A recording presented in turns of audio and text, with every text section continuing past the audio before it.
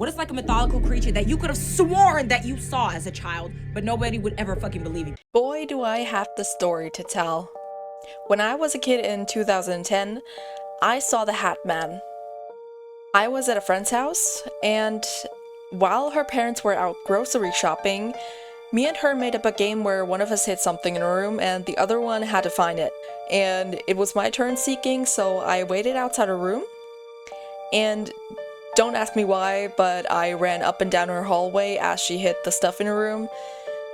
And as I did, I don't know at which round, at the third or fourth one, I ran past her bathroom and I saw this huge, shadowy man standing in the bathroom by the sink right where the doorway was. And he had a hat and red glowing eyes. And not believing my eyes, I walked backwards back to the bathroom and looked inside. And no one was there. There was no one. Me and her were alone in the house while her parents were out. And there was also no way for anyone to hide in the bathroom because the cabinets and closets in there were not big enough to hide a person, especially not as tall as that one. And I just stood there, dumbfounded and out of breath, thinking about if what I saw was real or not, but I remember it clearly happening, and I was a child, so I was completely sober, unlike other people who saw the Hat Man. As I stood there, my friend came out of her room and saw me. Then she asked what I was doing, and I told her.